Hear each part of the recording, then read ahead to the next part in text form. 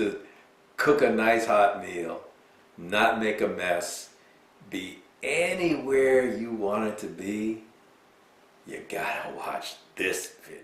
I don't know about you, but there have been plenty of times when I wanted a hot meal in camp, on the trail, and I had a choice of the MREs with the heater pack or some freeze-dried food from Mountain House or some other.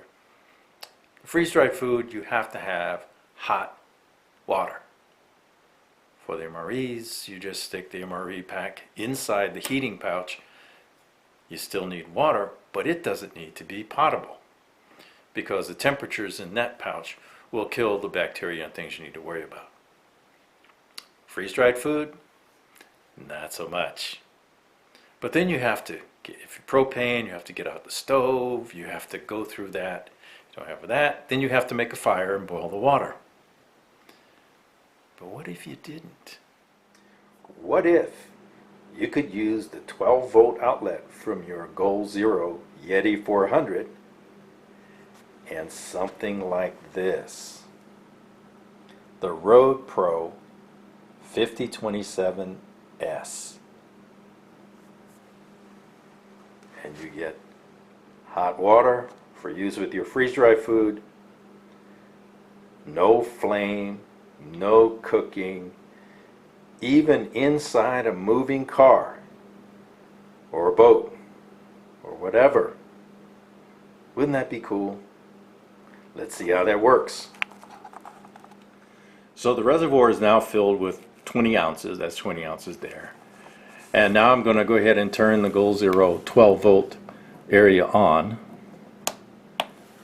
And notice there's 0 watts in, 0 watts out, because I don't have the power supply connected to anything, and I wanted to show you what that looks like. So now I'm ready to turn on the RoadPro and watch what happens to the wattage.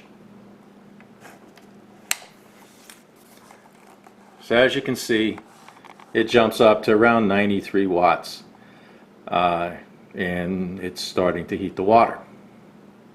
Now it won't stay at 93 watts. It will, the wattage will go down as the water heats up. Now what this means is that you probably have 3 meals if you don't recharge the power supply. So you need to pay attention to recharging this either with your solar panel or from an AC outlet. Now I hope you can see that there's now a small light on inside. There's a light on the switch that tells you that it's working. And we'll do a time check.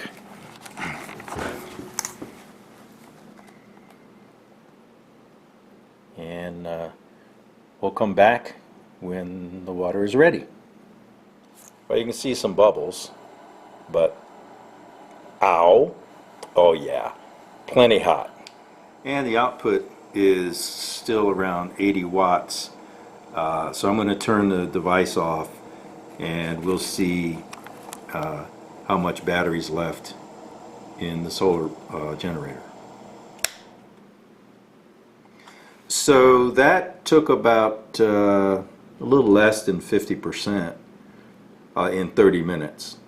The point is that you don't want to boil the water or heat the water unless you have ready recharging of your solar power supply, either preferably from an AC outlet if you can do that, or the 12-volt outlet if you're running in your car. You can recharge from there, and then last resort would be your solar panels.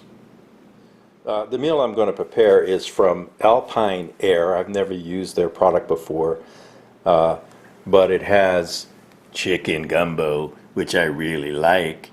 The whole package is like 440 calories, 32 grams of protein, and it takes 20 ounces, which is going to be this entire container. So I'll go ahead and pour it in, stir it up, which is the same way you do all freeze-dried, and wait about 20 minutes or so. Okay, the water's in, the bag is sealed. And we're going to do a time check starting now.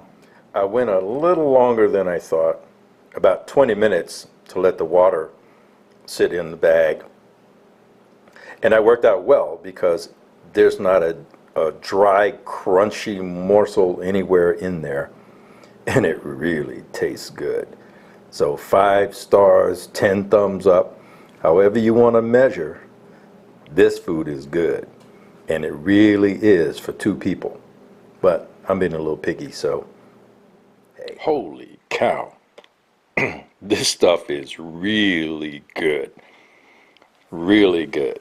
And what is it again? It's Alpineaire chicken gumbo. Man, this stuff is really good.